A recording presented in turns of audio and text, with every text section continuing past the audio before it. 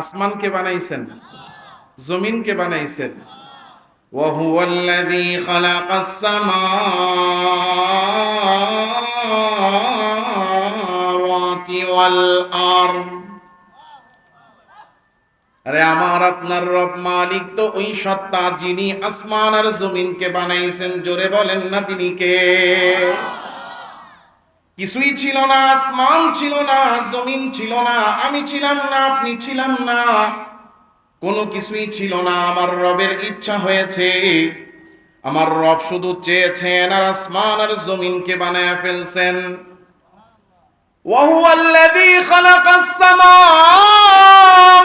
والأرض في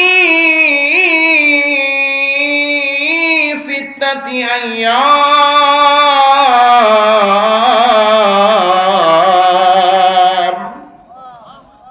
কিছুই ছিল না, আমার মালিক আসমান বানাইছেন, কিছুই ছিল না, জমিন বানাইছেন।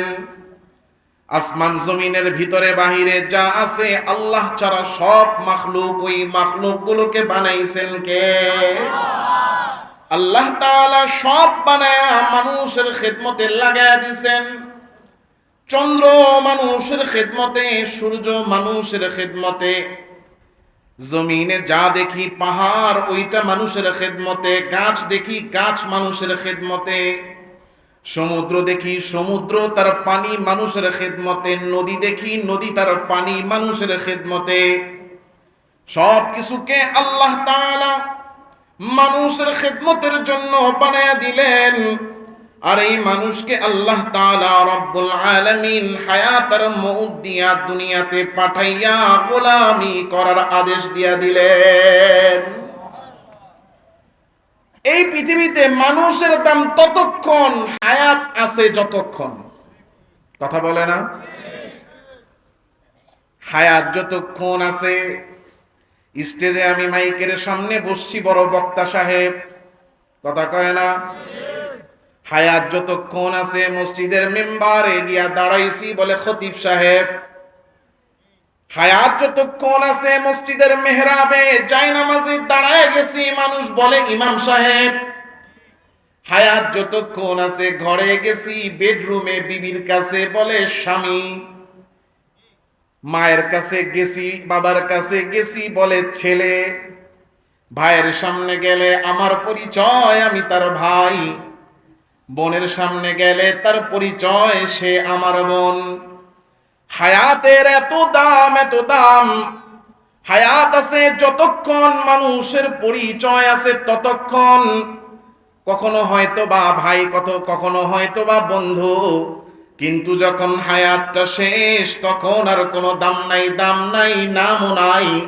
একটাই নাম, সবাই বলতে থাকে এটা লাশ। ভাই আর ভাই বলে না, মুসল্লির আর ইমাম সাহেব বলে না, শ্রোতারা আর বক্তা সাহেব বলে না, পরিচয় সব শেষ, একটাই পরিচয়, লাশ। তাহলে হায়াতের দাম আছে না নাই? কথা বলেন। আল্লাহ তাআলা রব্বুল আলামিন ওই হায়াত বানায়া আমাকে আপনাকে দিয়েছেন। আবার এই হায়াতের পরে একটা মৃত্যু আমার আপনার জন্য আছে না নাই? আল্লাহ তাআলা হায়াত দিলেন, মৌত আবার নির্ধারণ করলেন। কারণটা কি? হায়াত আর মৌত, জীবন আর মৃত্যু আল্লাহ যে দিলেন, কি কারণে দিলেন? মালিক কোরআনে কারীমের মধ্যে ডাক দিয়া সূরাতুল মুলকের আয়াত নাম্বার 2 রব বলেন, আল্লাযী খালাকাল মাউতা ওয়াল হায়াত, আল্লাযী খালাকাল মাউতা ওয়াল হায়াতা লিয়াবলুয়াকুম আইয়ুকুম আহসানু আমালা।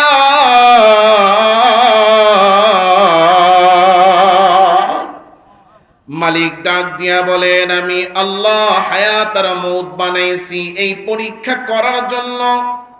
তোমার জীবনের সবচেয়ে দামি সম্পদ, সবচেয়ে দামি নিয়ামত হায়াতটা পাওয়ার পরে তোমাদের মধ্যে কে কে উত্তম আমল করে। হায়াত তোমাদেরকে দিয়েছি, হায়াতের পরে মউত আসবে, মৃত্যু হবে। কেন? এই পরীক্ষার জন্য যে হায়াতের জিন্দেগিতে তোমাদের মধ্যে কে কে উত্তম আমল করে। কি আমল করে? কথা বলে না। মুফাসসিরিনে কেরাম বলতেছেন যে আল্লাহ তাআলা এটা বলেন নাই লিয়াবলুয়াকুম আইয়ুকুম আকসারু আমালা। আল্লাহ এটা বলেন নাই যে তোমাদেরকে হায়াত দিছি দেখার জন্য কে বেশি আমল করে। আল্লাহ এটা বলেন নাই। আল্লাহ বলছেন পরীক্ষা করার জন্য হায়াত দিছি যে কে উত্তম আমল করে। তাহলে আমার আপনার জিন্দেগিতে উত্তম আমল করার যেমন সুযোগ আছে, অনুত্তম আমল করারও সুযোগ আছে না নাই? আল্লাহ পরীক্ষা করবেন যে বান্দা তার হায়াতের মধ্যে উত্তম আমল কতটুকু করলো, অনুত্তম আমল কতটুকু করলো, অনুত্তম থেকে খারাপ থেকে কতটুকু বাঁচলো। কারণ আমার আপনার হায়াতটা যেহেতু নেক আমল, উত্তম আমলের জন্য আল্লাহ দিছেন, সুতরাং এই হায়াতের প্রতিটা সেকেন্ডের হিসাব আল্লাহর কাছে দিতে হবে কি হবে না? আমার আপনার এই সবচেয়ে দামি সম্পদ হায়াত, এটার প্রতিটা সেকেন্ডের হিসাব আল্লাহ নেবেন। এই জন্য নবীজি সাল্লাল্লাহু আলাইহি ওয়াসাল্লাম হাদিসের মধ্যে বলেন, লা তাজুলু কদামা ইবনু আদম হাত্তা ইউসআলা আন খামস। নবীজি সাল্লাল্লাহু আলাইহি ওয়াসাল্লাম হাদিসের মধ্যে বলছেন, কিয়ামতের ময়দান যেই দিন, হাসরের দিন, প্রত্যেকটা মানুষ বড় পেরেশান থাকবে, নিজেকে নিজে নিয়ে চিন্তিত থাকবে। আল্লাহ তাআলা রব্বুল আলামিন ওই দিন রুদ্রমূর্তি ধারণ করবেন, রাগে অগ্নিশর্মা থাকবেন। আল্লাহ তাআলা রব্বুল আলামিনের ভয়ে সাধারণ মানুষ তো থরথর করে কাঁপবে, এমনকি আম্বিয়ায়ে কেরাম আলাইহিমুস সালাতু ওয়াস সালাম গণ পেরেশান থাকবেন। ওই কঠিন দিনে প্রত্যেকটা মানুষ শুধু নিজের কি হবে সেই চিন্তায় বিভোর। ওই দিন মা সন্তানকে চিনবে না, বাবা সন্তানকে চিনবে না, স্ত্রী স্বামীকে চিনবে না, ভাই বোনকে চিনবে না, সন্তান মা বাবাকে চিনবে না। প্রত্যেকেই শুধু আমার কি হবে, আমার কি হবে, এই আফসোস আর চিন্তা করে করে নিজের চিন্তা নিজেই বিভোর থাকবে। নবী বলেন ওই কঠিন ময়দানে প্রত্যেকটা বান্দা যেই জায়গায় দাঁড়িয়ে থাকবে সেখান থেকে এক চুল পরিমাণ নড়তে পারবে না। আমার আল্লাহ বান্দাকে 5টা প্রশ্ন করবেন, ওই 5 প্রশ্নের উত্তর দেওয়ার আগ পর্যন্ত। 5টা প্রশ্ন বান্দাকে আল্লাহ করবেন। 5 প্রশ্নের উত্তর যতক্ষণ পর্যন্ত বান্দা না দিবে এক চুল পরিমাণ নড়তে পারবে না। 1 নম্বরে আল্লাহ প্রশ্ন করবেন, ফি উমরিহি ফিমা আফনা। ও বান্দা, তোমাকে যে আমি হায়াত দিছি, হায়াতের এক একটা সেকেন্ড কোথায় ব্যয় করেছ? তোমার হায়াত তো দেওয়া হয়েছে উত্তম আমল করতে, না অনুত্তম আমল করতে? জোরে বলে, নেক আমল করতে না গুনাহ করতে? আমার আপনার হায়াতের প্রতিটা সেকেন্ডের হিসাব আল্লাহ নিবেন। এর মানে আমি যখন খানা খাচ্ছি ওই খানার হিসাবও আল্লাহর কাছে দিতে হবে কি হবে না? যেই সময়টা আমি ঘুমাচ্ছি ওই ঘুমানোর সময়ের হিসাব আল্লাহকে দিতে হবে কিনা? যেই সময়টা আমি আর আপনি টয়লেটে কাটাচ্ছি ওইটার হিসাব আল্লাহকে দিতে হবে কিনা? কথা কয় না। বাজারে যেই সময় কাটাচ্ছি ওইটার হিসাব আল্লাহকে দিতে হবে কিনা? মসজিদে যেই সময় কাটাই তার হিসাব আল্লাহকে দিতে হবে কিনা? প্রতিটা সেকেন্ডের হিসাব আল্লাহ এইভাবে নিবেন, ওই সেকেন্ডটা উত্তম ভাবে কাটাইছো না অনুত্তম ভাবে কাটাইছো? কথা বলেন। আল্লাহ তাআলা রব্বুল আলামিন তো হায়াতের এক একটা সেকেন্ড আমাকে আপনাকে দিবেন নেক আমল করার জন্য, উত্তম আমল করার জন্য, উত্তম ভাবে কাটানোর জন্য। এর মানে আমার জীবনের যতগুলো সেক্টর আছে, যতগুলা কাজ আছে, সবগুলা কাজের মধ্যে উত্তম পদ্ধতিও আছে, অনুত্তম পদ্ধতিও আছে, নেকের পদ্ধতিও আছে, গুনাহের পদ্ধতিও আছে। আমি চাইলে নেকের পদ্ধতিতে আমার সময় কাটাইতে পারি, আমি চাইলে গুনাহের পদ্ধতিতেও আমার সময় কাটাইতে পারি। কথা ঠিক না বেঠিক? আমার আপনার জীবনে যত আমল করতেই হয় অপরিহার্য, তার মধ্যে একটা অপরিহার্য কাজ হইল খানা খাওয়া। কথা কয় না? এমন কোন মানুষ পৃথিবীতে আছে যে কোনো খানা খায় না? আছে? সমস্ত মানুষ যে কিনা মাত্র মায়ের পেট থেকে ভূমিষ্ঠ হয়েছে সেই থেকে নিয়ে শুরু কইরা যার এখনো জান বাকি আছে, মরে যায় অবস্থা, তারও খানার প্রয়োজন আছে। যদি মুখ দিয়া খাইতে না পারে পাইপ দিয়া খাওয়ায়, পাইপ দিয়া যদি খাইতে না পারে তাহলে সুই দিয়া ঢুকায়া এরপরে স্যালাইনের মাধ্যমে তার শরীরে খাবার ঢুকানো হয়। তাইলে আমি আর আপনি যেহেতু খাবার খেতেই হয়, ওই খাবারটা কি আল্লাহর হুকুম মতো উত্তম পদ্ধতিতে খাবো না অনুত্তম পদ্ধতিতে খাবো? এটারও যেহেতু পদ্ধতি আছে, তাইলে কোন পদ্ধতিতে খাবো, কি খাবো না খাবো, ওইটার দিক নির্দেশনা আল্লাহ তাআলার পক্ষ থেকে ইমানদারের জন্য, মুসলমানের জন্য দেওয়া আছে না নাই? যেহেতু আমার আপনার জীবনের প্রতিটা কর্মের হিসাব হবে, এই খানা খাওয়া আমার আপনার জীবনের অপরিহার্য অংশ, তাইলে উত্তম ভাবে উত্তম পদ্ধতিতে নেকের সাথে যদি খানা খাইতে হয়, আল্লাহ কি খাইতে বলছেন? মালিক কোরআনে কারীমের মধ্যে এই জন্য ডাক দিয়া বলেন, ইয়া আইয়ুহান নাস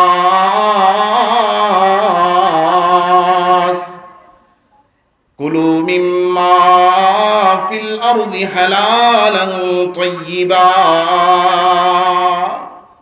ও মানব সকল, ও দুনিয়ার মানুষেরা, খাবার তো খেতে হবে, এটা অপরিহার্য, তোমার শরীরের জন্য বানাইছি আমি আল্লাহ।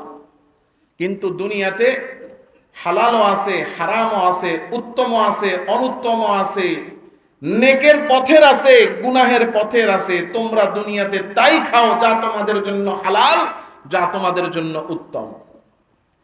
হারাম আর অনুত্তম থেকে বেঁচে থাকো। আজকে আমি আর আপনি সবাই এটা বুঝি যে হালাল খাওয়ার আদেশ করেছেন কে? হারাম খেতে নিষেধ করছেন কে? জানি আর বুঝি, এরপরও আমি আর আপনি হালালে ঢুকতে পারি না, হারাম ছাড়তে পারি না। কারণটা কি? সুদ খাওয়া হালাল জানে না এমন কোন মানুষ নাই। কথা বলে না? ঘুষ খাওয়া হারাম জানে না এমন কোন মানুষ আছে? চুরি করা মাল এটা খাওয়া হারাম জানে না এমন কোন মানুষ আছে? কথা কয় না? আছে? সবাই জানে চুরি করা হারাম, এরপরও দেশের হাজার হাজার কোটি টাকা চুরি করে পাচার করে কে? কনসোরার দলে কে? ডাকাতি করা, মানুষের ক্ষেতের আইল কেটে মানুষের জমি জবরদখল করা, এই যে জুলুম করে, সিন্ডিকেট করে পণ্য মজুত কইরা এরপরে পণ্যের দাম কৃত্রিম ভাবে বৃদ্ধি কইরা এরপরে অনৈতিক ভাবে যে অতিরিক্ত মুনাফা লাভ ব্যবসায়ীরা করে, হালাল না হারাম? জানতেছি, বুঝতেছি, কিন্তু শুধু খাওয়ার বেলা ছাড়তেছি না। কথা কয় না? আজকে মনে হইতেছে নোয়াখালীর মানুষ সব একটু মরা ধরা মনে হইতেছে, আওয়াজ নাই, লড়াচড়া নাই। কি আপনারা কি সব কি পোতায় আছেন নাকি?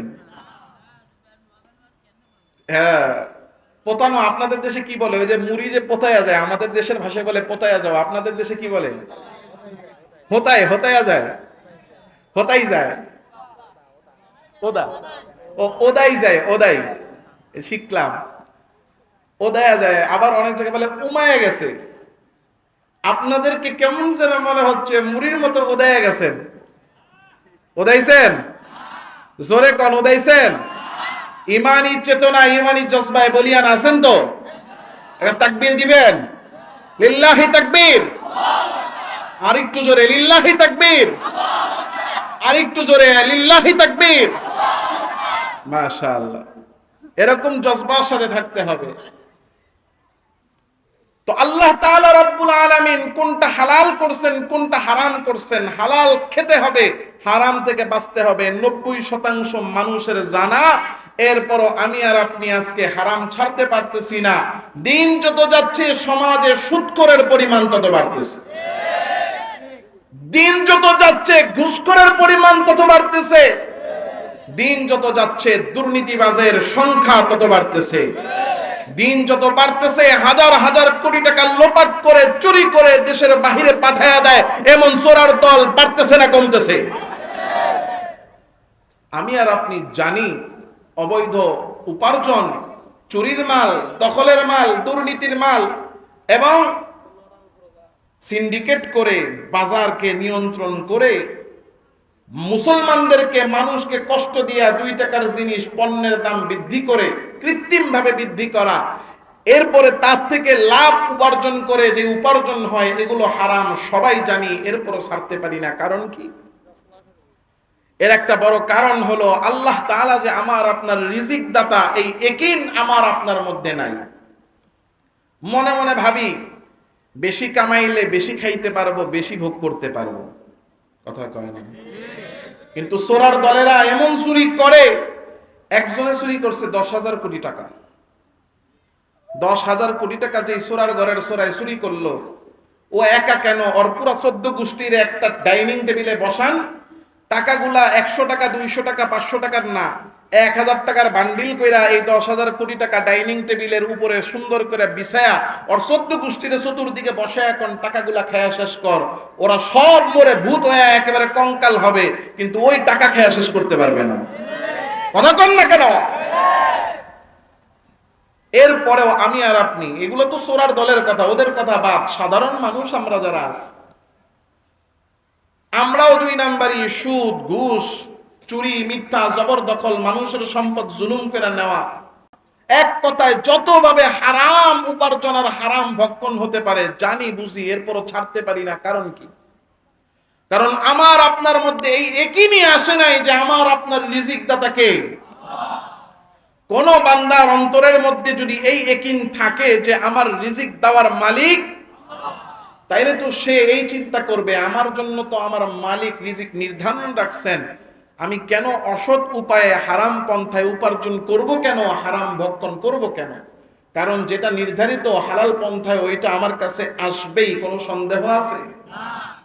এই ইয়াকিনটা আজকে আমার আপনার মধ্যে নাই, অথচ আল্লাহ তাআলা রব্বুল আলামিন নিজেই বলতেছেন, বান্দা উত্তম এবং হালাল যেটা সেটা ভক্ষণ করো, হারাম থেকে বাঁচো, কারণ তোমার রিজিকের জিম্মাদার কে? শুধু আমার আপনার না, আসমানে জমিনে যত প্রাণী আছে সমস্ত প্রাণীর রিজিকের মালিক কে? এই জন্য মালিক কোরআনে কারীমের সূরাতুল হুদের মধ্যে কোরআনে কারীমে বলেন, ওয়ামা মিন দাব্বাতিন ফিল আরদ ইল্লা আলাল্লাহি রিজকুহা। জমিনে যত প্রাণী আছে সমস্ত প্রাণীর রিজিকের মালিক কে? সমস্ত প্রাণীর রিজিকের দায়িত্ব স্বয়ং আল্লাহ নিজে নিয়েছেন। আরে আল্লাহ তাআলা রব্বুল আলামিন কত বড় দয়ালু রব! আল্লাহ তাআলা রব্বুল আলামিনকে কেউ দায়িত্ব দিতে পারে না। আল্লাহ তাআলার উপর দায়িত্ব চাপানোর ক্ষমতা কারো নাই, অধিকার কারো নাই। এরপর মালিক নিজেই রহমত করে, দয়া করে নিজের হাতে আল্লাহ তাআলা বান্দার রিজিকের দায়িত্ব নিয়েছেন। আমি আর আপনি শুধু ইয়াকিন করতে পারি না যে আমার আপনার রিজিকের মালিক আল্লাহ, এই কারণে আমি আর আপনি হারামে জড়ায়া যাই। যদি মালিকের উপর আমার আপনার ইয়াকিন থাকতো, হালালের পথে থাকলেই আল্লাহ আমাকে আপনাকে পর্যাপ্ত পরিমাণ নির্ধারিত রিজিক দান করতেন। ইয়াকিন নাই, এই জন্য হারামে জড়ায়া যাই। অথচ এই আয়াতের তাফসিরে সাহাবায়ে কেরামের কি পরিমাণ ইয়াকিন আল্লাহ তাআলার উপরে ছিল যে রিজিক দেওয়ার মালিক কে?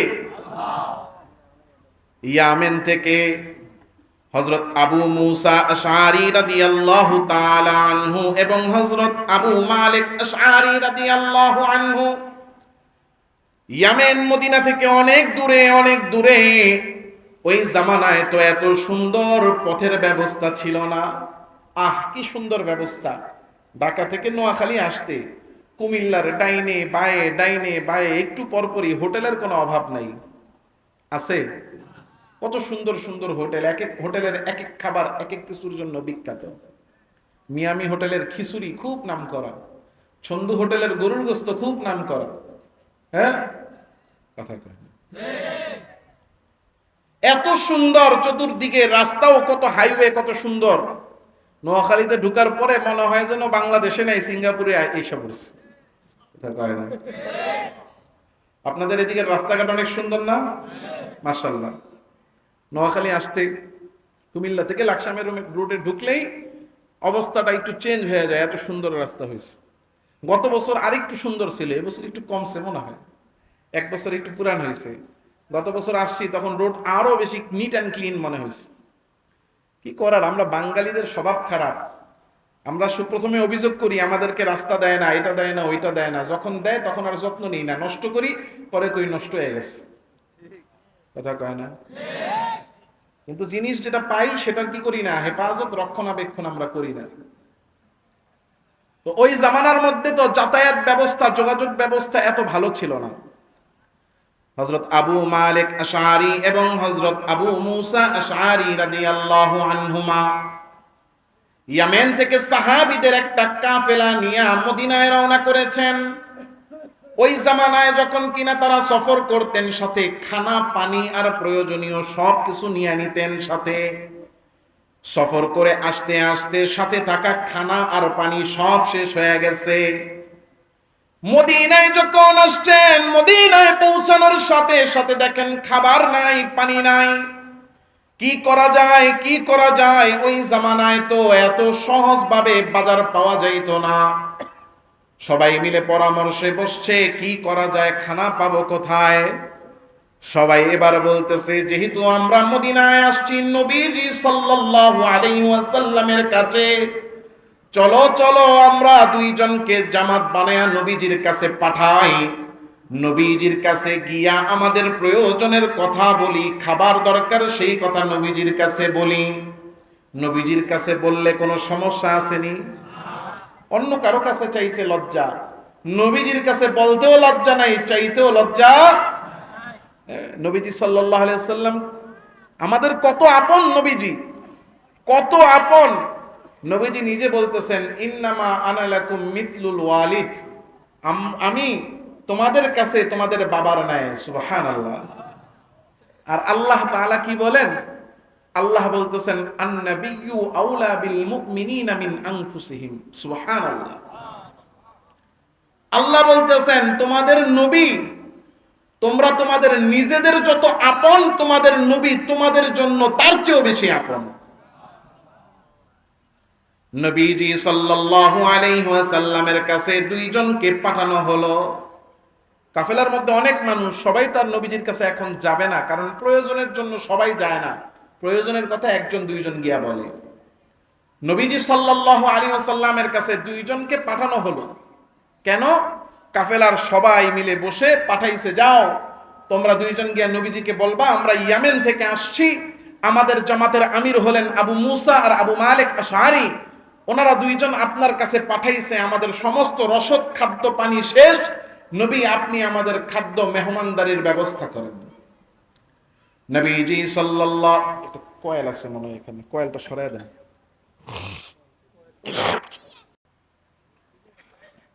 নবীজি সাল্লাল্লাহু আলাইহি ওয়াসাল্লামের কাছে দুইজন সাহাবীকে পাঠানো হয়েছে। নবীজি সাল্লাল্লাহু আলাইহি ওয়াসাল্লামের দরবারে দুইজন সাহাবী এসে উপস্থিত। নবীজির কাছে কাফেলার খাবার নাই, পানি নাই, অভিযোগ করবে এবং নবীজির কাছ থেকে খাবারের ব্যবস্থা করার জন্য তারা আবেদন করবে। ওই দুইজন সাহাবী যখন নবীজির ঘরে আসছেন, নবীজির ঘরে এখনো ঢুকেন নাই, দরজার সামনে মাত্র দাঁড়ায় রইছেন, এখন দরজায় কড়া নাড়বেন।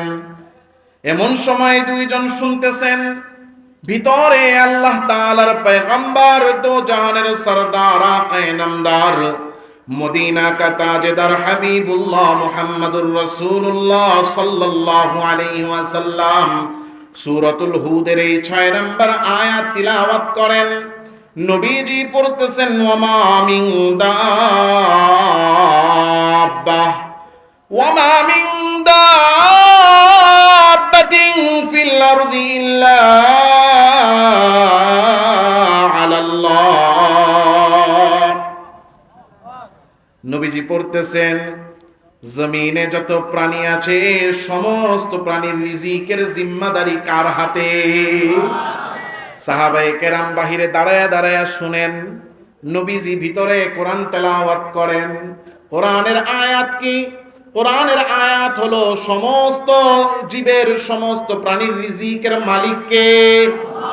বাহির থেকে দুইজন সাহাবী যখন এই আয়াত শুনছেন, আয়রে হাই, ঈমান কাকে বলে, ইয়াকিন কাকে বলে, আল্লাহ তাআলার উপর বিশ্বাস কাকে বলে, দুইজন এই আয়াত শোনার সাথে সাথে তাদের দিলের মধ্যে বাড়ি খেয়ে গেছে, আমার আপনার রিজিকের মালিক কে?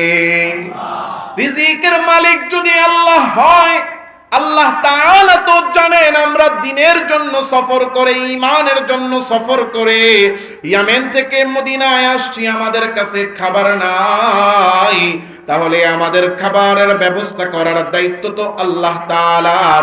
খাবারের দায়িত্ব যেহেতু আল্লাহর, আমরা নবীর কাছে কেন চাইব? নবীর কাছে চাওয়া ছাড়াই তো আল্লাহ খাবার পাঠানোর ক্ষমতা রাখেন। দুইজন সাহাবায়ে কেরাম নবীজির কাছে আর কিছুই বললেন না, নবীজিকে ডাকলেনও না, নবীজির সাথে দেখাও করলেন না। এই আয়াত শুনে অন্তরের মধ্যে ইয়াকিন রেখে, বিশ্বাস রেখে দুজন ফেরত চলে আসছেন। দুইজন আয়েশা কাফেলার লোকেরা বসে বসে কথা বলতেছে, তারাও চুপচাপ এসে বসে গেছেন। সবাই মনে করতেছে যে তারা হয়তোবা নবীজির কাছে বলে আসছে, চলে আসছে চুপচাপ। ওনারা ভাবছেন নবীজির কাছে দাওয়াত দিতে, খবর দিতে পাঠাইছি, খবর দিয়া চলে আসছে সম্ভবত। কেউ আর কিছু জিজ্ঞাসাও করে নাই, ওনারাও আর কাউরে কিছু বলেন নাই। কিছুক্ষণ পরে দেখা যায় হঠাৎ করে দুইজন লোক আসছে। একজনের হাতে বড় একটা পাত্র, পাত্রের মধ্যে গোশত ভুনা, আরেকজনের হাতে বড় একটা পাত্র, ওই পাত্রের মধ্যে রুটি বানায়া থরে থরে সাজানো। ওই দুইজন আয়েশা বলতেছে এগুলো আপনাদের জন্য পাঠানো হয়েছে। কাফেলার লোকেরা ভেবেছে এই খাবার নবীজির দরবার থেকে এসেছে। হযরত আবু মুসা, আবু মালিক আশআরী, সাহাবায়ে কেরামরা এবার বসে ওই খাবারগুলা নিয়ে ভাগ করে সবাই খাওয়া শুরু করেছে। খাওয়া দাওয়া শেষ হওয়ার পরে দেখা গেল কিছু খাবার বেঁচে গেছে। আমি আর আপনি হইলে কি করতাম? বলে দুপুর বেলা খানা খাইছি, যা বাচ্চে রাইখা দাও, রাতের খাবারও তো নাই, রাতের বেলা খাবো। হ্যাঁ, কি কইতাম? এই খাবার তো আম করেই দিয়েছে, দুপুরে আমরা খাইছি, তা খাবারগুলা রাইখা দাও, সুন্দর মতো গরম করো, ঢাইকা রাখো, রাতের বেলা যেন খাইতে পারি। কিন্তু সাহাবায়ে কেরাম এমন ছিলেন, এই চিন্তা করেন নাই রাতের বেলা কি খাবো। ওনারা মনে মনে ভাবতেছিলেন যেহেতু আমরা দুপুরের খানা নবীজির কাছে আবেদন করেছি, আমাদের খানা আসার পরে আরো খাবার বেঁচে গিয়েছে, না জানি আবার কে কোথা থেকে নবীজির দরবারে আসে, তাদেরকেও তো খাবার দিতে হবে। একটা কাজ করো, এই বাকি থাকা খাবারগুলো পুনরায় নবীর দরবারে ফেরত পাঠাও। পরামর্শ অনুযায়ী অন্য দুইজনকে এই দুইটা খাবারের পাত্র দিয়া নবীজির দরবারে পাঠানো হয়েছে। নবীজি সাল্লাল্লাহু আলাইহি ওয়াসাল্লামের কাছে অন্য দুইজন খাবারগুলা নিয়ে গিয়া বলে, ইয়া রাসূলুল্লাহ, আপনি আমাদের জন্য যেই খাবার পাঠাইছেন, খাবার কিছু বেঁচে গেছে, বেঁচে যাওয়া খাবারগুলো আমরা আপনার কাছে ফেরত নিয়ে আসছি গো নবী। আবার যদি কেউ আসে, আপনি যেভাবে ইচ্ছা তাদেরকেও মেহমানদারি করাইতে পারবেন। নবীজি সাল্লাল্লাহু আলাইহি ওয়াসাল্লাম অবাক হয়ে বলতেছেন, কোথা থেকে আসছো তোমরা, কিসের খাবার? আমি তো কিছুই জানি না, কি হয়েছে আমাকে একটু খুলে বলো। বলে, ইয়া রাসূলুল্লাহ, আমরা ইয়েমেন থেকে কাফেলা এসেছি, আমাদের কাছে খাবার ছিল না, আমরা দুইজনকে আপনার দরবারে পাঠাইছিলাম, তারা খাবারের আবেদন করে যাওয়ার পরে আপনার পক্ষ থেকে এই খাবারগুলো কাফেলায় গিয়েছে, বেঁচে যাওয়া খাবারগুলো আমরা ফেরত নিয়ে আসছি। নবীজি বলেন যে এই দুইজনরে আমার কাছে পাঠাইছিলা, তাদেরকে ডেকে আনো। তাদেরকে নবীজি সাল্লাল্লাহু আলাইহি ওয়াসাল্লামের দরবারে আনা হলো। নবীজি জিজ্ঞাসা করলেন, তোমরা তো আমার কাছে আসো নাই। সাহাবায়ে কেরাম এবার বলেন, ইয়া রাসূলুল্লাহ, আমরা আপনার কাছে আবেদন করার জন্য এসেছিলাম, কিন্তু যখন আমরা আপনার দরজার সামনে আসলাম, আপনি পড়তেছিলেন, ওয়া মা মিন দাব্বাতিন ফিল আরদি ইল্লা আলাল্লাহি রিজকুহা, সমস্ত প্রাণীর রিজিকের মালিক আল্লাহ। এই কথা শুনে আমরা এই ইয়াকিন নিয়ে চলে গেছি, যদি আল্লাহই রিজিকের মালিক হয় আপনি নবীর কাছে কেন বলবো? কারণ আল্লাহ তো দেখেন আমাদের রিজিকের প্রয়োজন। নবীজি বলতেছেন, তোমাদের দুইজনের ইয়াকিন বিশ্বাস আল্লাহর উপরে থাকার কারণে স্বয়ং আল্লাহ তোমাদের জন্য এই খাবার পাঠাইছেন। আল্লাহ যে আমার প্রয়োজন জানেন কি জানেন না? আল্লাহ আমার প্রয়োজন দেখেন কি দেখেন না? তাহলে আল্লাহ তাআলা আমাকে আপনাকে রিজিক দিতে পারেন কি পারেন না? আজকে আমার আপনার মধ্যে এই ইয়াকিন নাই, অথচ আল্লাহ তাআলা রব্বুল আলামিন শুধু আমাকে আর আপনাকে না, আসমান আর জমিনের ভিতরে যত মাখলুক আছে সমস্ত মাখলুককে দেখেন, জানেন, তাদের প্রয়োজনীয় রিজিকের ব্যবস্থাও আল্লাহ করেন। হযরত মুসা আলাইহিস সালাতু ওয়াস সালাম, মুসা আলাইহিস সালামের ঘটনা কম বেশি সবার জানা। ফেরাউনের গোষ্ঠীর এক লোককে থাপ্পড় মারছে, মরে গেছে। মারা যাওয়ার পরে হযরত মুসা মিশর ছেড়ে চলে গেছেন। যাওয়ার পরে হযরত মুসা আলাইহিস সালাতু ওয়াস সালাম অনেক দূরে যখন চলে গেছেন, যাওয়ার পরে মাদিয়ান শহরের মধ্যে উপস্থিত হয়েছেন। বিশাল বড় ঘটনা, এই ঘটনা বলতে গেলে আবার আমার বয়ান নষ্ট হবে। মাদিয়ানে যাওয়ার পরে সেখানে হযরত মুসা আলাইহিস সালাম যে কোনো ভাবেই প্রায় 10 বছর ছিলেন। কয় বছর? প্রায় 10 বছর মাদিয়ানে ছিলেন। থাকার পরে ওখানেই তিনি বিবাহ হয়েছে, স্ত্রী সন্তান সম্ভবা, এবং তিনি অনেক গরু ছাগল এই পশু যা আছে গবাদি পশু এগুলো পাইছেন। 10 বছরের মতো মাদায়ানে থাকার পরে আবার এবার তিনি মিশরে ফেরত আসবেন। রওনা করছেন মিশরের দিকে মাদায়ান থেকে। এখানে অনেক ঘটনা, আমি এগুলা কিছুই বললাম না।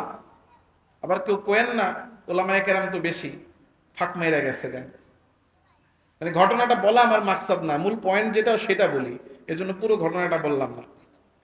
তো তিনি মিশর থেকে মাদায়ান চলে গেছিলেন ফেরাউনের গোষ্ঠী যদি কোনো ক্ষতি করে এই ভয়ে। তো 10 বছর পরে আবার মাদায়ানে যখন ফিরে আসেন, মাদায়ান থেকে স্ত্রী এবং তার কিছু সম্পদ ছিল, গবাদি পশু ছাগল বকরি, এগুলো নিয়ে ফেরত আসতেছেন। তো যেই কথাটা আগে বলেছিলাম যে ওই জামানায় তো এত সুন্দর রাস্তাও ছিল না, যোগাযোগ ব্যবস্থাও ছিল না। রওনা করে তিনি যখন কিনা আসতেছেন, রাতের বেলা অন্ধকার, পাহাড়ি রাস্তা, চতুর্দিকে কোনো মানুষজন নাই, কোনো আলো দেখা যায় না, বাড়িঘরও দেখা যায় না, কিছুই দেখা যায় না, কোনো আলো নাই, চতুর্দিকে শুধু নিকষ কালো অন্ধকার। فَلَمَّا قَضَى مُوسَى الْأَجَلَ وَسَارَ بِأَهْلِهِ آنَسَ مِنْ جَانِبِ الطُّورِ نَارًا। হযরত মুসা মাদায়ান থেকে রাতের বেলা রওনা করেছেন, চতুর্দিকে নিকষ কালো অন্ধকার, সাথে তার স্ত্রী, তিনি গর্ভবতী, সন্তান সম্ভবা, তাদের সাথে কোনো আলো নাই, আশেপাশে কোনো মানুষজন নাই। হঠাৎ করে হযরত মুসা দেখতে লাগলেন দূরে তুর পাহাড়ের পাশ থেকে এক জায়গা থেকে আলো চমকাইতেছে। চতুর্দিকে অন্ধকার, বনের মাঝখান দিয়ে একটু আলো দেখা যায়, এর মানে ওই জায়গায় কি আছে বুঝে নেই। চতুর্দিকে অন্ধকার, এখানে বন জঙ্গল, জঙ্গলের ভিতরে আপনি অনেক দূর থেকে দেখতেছেন এক জায়গায় একটা আলো জ্বলতেছে, ওখানে কি আছে? হ্যাঁ, এতক্ষণে নোয়াখালীর মানুষ এত বুদ্ধিমান, কিন্তু আপনাকে বুঝতে কত সময় লাগলো দেখছেন নি কাহিনীটা? যেখানে আলো থাকার কথা না, বনের ভিতরে ওই জায়গায় হঠাৎ করে আলো দেখা যায়। বনে কি মানুষ থাকে না বাঘ ভাল্লুক থাকে? বাঘ ভাল্লুক আলো জ্বালাইতে পারে? তাহলে আলো জ্বলতেছে, এর মানে ওখানে কি আছে? আর আলোটা জ্বলবে যে কিসে জ্বলবে? ওই জমানায় তো কারেন্টও ছিল না, আর অন্য কোনো মাধ্যমও ছিল না। কি? আগুন। কি? আগুন, আগুনে জ্বলবে। হযরত মূসা আলাইহিস সালাম দেখলেন তুর পাহাড়ের পাদদেশে আলো দেখা যায়। রাতের বেলা একটা জায়গায় ক্যাম্পেইন করবে, সেখানে থাকবেন। স্ত্রী এবং সবাইকে বলতে লাগলেন, তোমরা এই জায়গায় থাকো। লিআকালা লিআহলিহিম কুতু ইন্নী আনাস্তু নারা। ওই যে দেখা যায় ওখানে আলো, আমি যাইয়া দেখি, যদি আগুন থাকে আমি একটু আগুন নিয়ে আসব। যদি একটু আগুন নিয়ে আসি, একে তো রাতের বেলা শীত, শীত থেকে পাওয়া যাবে, গরমের গরম পাওয়া যাবে আগুনের, আর অন্ধকার থেকেও বাঁচা যাবে। আমি একটু কাছে যাই। হযরত মূসা আলাইহিস সালাতু ওয়াস সালাম আগুন আনার জন্য ওই তুর পাহাড়ের পাদদেশে গেলেন। যাওয়ার পরে গিয়া দেখতেছেন, ফালাম্মা আতাহা নুদিয়া মিন শাতিল ওয়াদিল আইমানি ফিল বুকাতিল মুবারাকাতি মিনাশ শাজারা আইয়া মূসা ইন্নী আনাল্লাহ।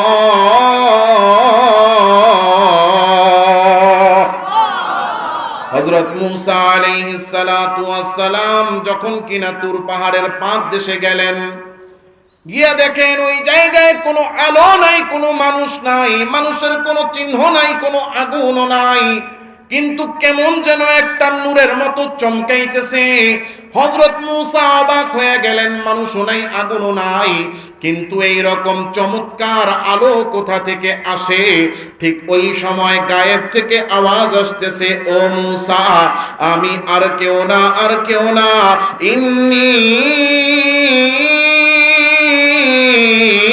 আনাল্লাহ।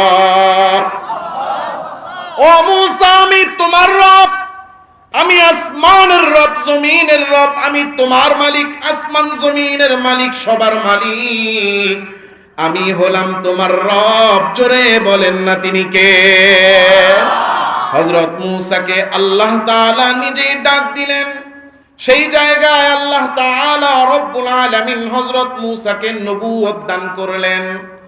হযরত মূসাকে আল্লাহ তাআলা মুজিজা দান করলেন। চিন্তা করে দেখেন, আসছে কি নিতে? জোরে কোন, এই সামনে ফিসফিস করো না। কি নিতে আসছে? আর আল্লাহ দিয়া দিবেন কি?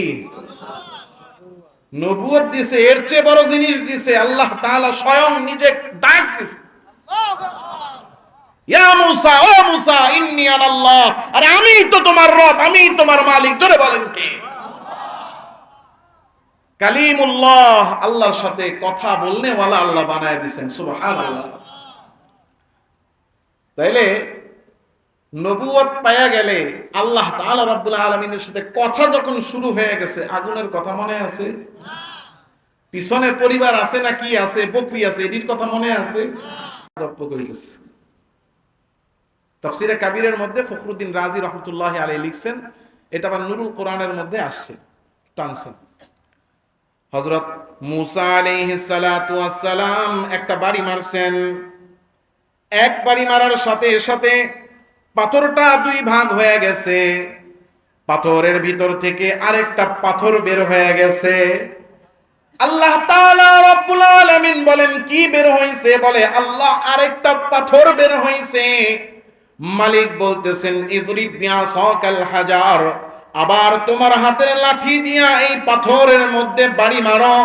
হযরত মূসা আবার দ্বিতীয়বার হাতের লাঠি দিয়া পাথরের মধ্যে বাড়ি মারছেন। এই বাড়ি দেওয়ার সাথে সাথে আবার পাথরটা দুই ভাগ হয়ে গেছে। ভাগ হওয়ার সাথে সাথে ভিতর থেকে আরেকটা পাথর বের হইছে। সুবহানাল্লাহ কইবেন না?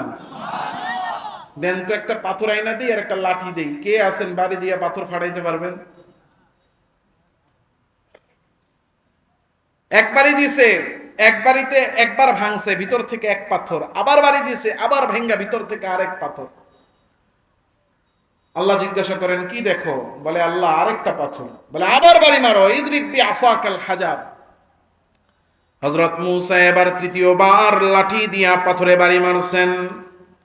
পাথরটা এবার দুই ভাগ হয়ে গেছে। ভিতর থেকে ছোট্ট একটা পোকা, একেবারে পিঁপড়ার মতো, আল্লাহ তাআলা রাব্বুল আলামিন কুদরত দিয়া হযরত মূসা আলাইহিস সালামের চোখের পর্দা কানের পর্দা সরাইয়া দিবেন। হযরত মূসা আলাইহিস সালাতু ওয়াস সালাম সুন্দর করে চোখ দিয়া তাকায়া দেখেন পিঁপড়ার চেয়ে ছোট্ট একটা প্রাণী, ওই প্রাণীর মুখের মধ্যেও আল্লাহ তাআলা রিজিক খাবার দিয়া রাখছেন।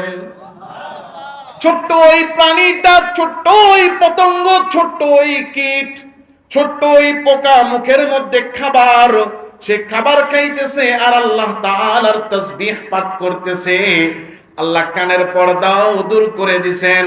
হযরত মূসা এবার শুনতেছেন, ছোট্ট ওই পোকাটা ডাক দিয়া বলেন, সুবহানা মান ইয়ারানি ওয়া ইয়াসমাউ কালামি ওয়া ইয়ারফাউ মাকানি ওয়া ইয়াযকুরুনি ওয়া লা ইয়ানসানি।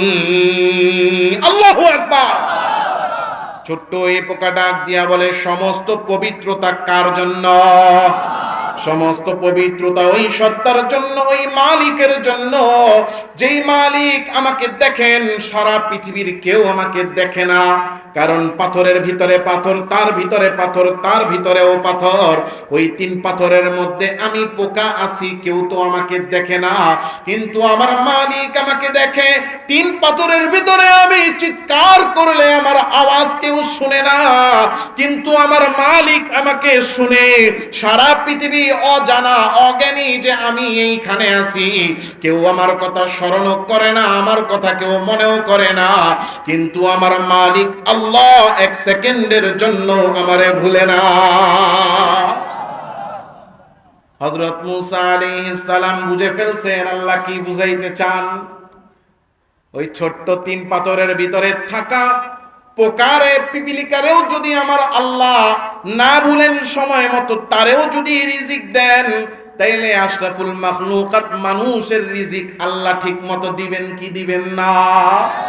ও আমার ভাইরা বাবারা, আমি আর আপনি হারাম ছাড়তে পারি না।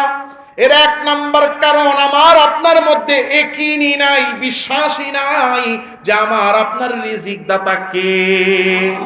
কারণ আসমানের নিচে জমিনের উপরে, আরে মানুষ আর কয়টা? মানুষের চেয়েও কয়েক গুণ বেশি আছে পশু পাখি আর সমুদ্রের মাছ। আরে মানুষ তো খাবার জমা করে, মানুষ তো খাবার তৈরি করে, মানুষ তো খাবার গোডাউন করে, এরপরও মানুষের চিন্তা শেষ হয় না। কিন্তু আসমান আর জমিনের মাঝখানে কোটি কোটি প্রাণী আছে যাদের কোনো জমা করা ফসলের ক্ষেত নাই, তাদের কেউ রিজিক দেন কে? وكأين من دابة لا تحمل رزقها الله يرزقها وإياكم। ও মানুষ বলো তো, দেখো তুমি বাঘ কি তার পিঠে খাবার নিয়ে ঘুরে কিনা? কথা কয় না। বাঘ তার পিঠে খাবার নিয়ে ঘুরে? বাঘেদের জন্য বনে কোনো ফ্রিজ আছে? হরিণের খাবার কোথায়? মাছের খাবার কোন জায়গায় জমা করা? প্রাণীদের মধ্যে মানুষ ছাড়া খাবার জমা করে শুধুমাত্র দুইটা প্রাণী আমার জানা মতে, একটা হলো পিঁপড়া আর একটা হলো মৌমাছি। এই দুইটা বাদে আর কোন প্রাণী খাবার জমা করে আমার জানা নাই। আপনাদের জানা থাকলে বলতে পারেন।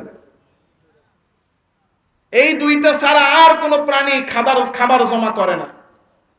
কিন্তু আল্লাহ তাআলা রব্বুল আলামিন সকালবেলা লক্ষ লক্ষ কোটি কোটি পাখি আমরা আকাশে তাকাইলে দেখি ঘর থেকে বের হচ্ছে, তাদের কর্মস্থান নাই, তাদের কোনো গোডাউন নাই, বাজার নাই, খালি পেটে বের হচ্ছে। সন্ধ্যাবেলা সমস্ত পাখিরা পেট ভরে খাবার খেয়ে তার ঘরের মধ্যে ফিরতেছে। ওয়াকাইম মিন দাব্বাতিন লা তাহমিলু রিজকাহা, লক্ষ কোটি প্রাণী তো খাবার তারা বহন করে না, বলো তো তাদেরকে রিজিক দেয় কে? আল্লাহু ইয়ারযুকুহা ওয়া ইয়্যাকুম ওয়া হুয়াস সামিউল আলিম। আল্লাহ তাআলা তাদেরকেও রিজিক দেন, তোমাদের রিজিকের মালিক কে? এই ইয়াকিনটা আমার আপনার দিলের মধ্যে বসাইতে হবে যে রিজিক দেওয়ার মালিক কে। এই জন্য রিজিক আমার আপনার জন্য আল্লাহ নির্ধারণ করে রাখছেন। এখন আমাকে আপনাকে শুধু তালাশ করে নিতে হবে। আল্লাহ বলছেন তালাশ করে রিজিক নাও, তবে তালাশ যে করবা হালালটা করবা, হারামটা করবে না। তালাশ করতে হবে। রিজিক আল্লাহ প্রাণীদেরকে দিচ্ছেন, পাখিদেরকে দিচ্ছেন, মাছকে দিচ্ছেন, তারাও তালাশ করে আল্লাহ রিজিক দেয়। কথা বলে না? পাখি সকালে ঘর থেকে বের হয়, সন্ধ্যায় নিরে ফিরে পেট ভরে ভরে তালাশে বের হয় কি হয় না? হ্যাঁ, মাছও সাঁতার কেটে খাদ্য তালাশ করে এরপরে খায়। দেখবেন পুকুর পাড়ে কয়টা মুড়ি ছিটাইয়া দিবেন, রাতের বেলা বেঁচে থাকা ভাত ছিটাইয়া দিবেন, দেখবেন পুকুরের মাঝখান থেকে মাছগুলা পারে আইসা এরপরে সুন্দর করে কামড়ায় কামড়ায় খাবে। কথা ঠিক না বেঠিক? এই জন্য আল্লাহ বলছেন রিজিক তালাশ করো, তবে হালালটা করো। ফাইদা কুদিয়াতিস সালাতু ফান্তাশিরু ফিল আরদ, যখন ইবাদত শেষ হয়ে যায়, নামাজ শেষ হয়ে যায়, তখন রিজিক তালাশে বের হও। তবে জেনে নাও হালালটা তালাশ করো, হারামটা তালাশ করো না। কারণ তোমরা যদি ঈমানদার হও, হালাল রিজিক তোমাদেরকে ভক্ষণ করতে হবে।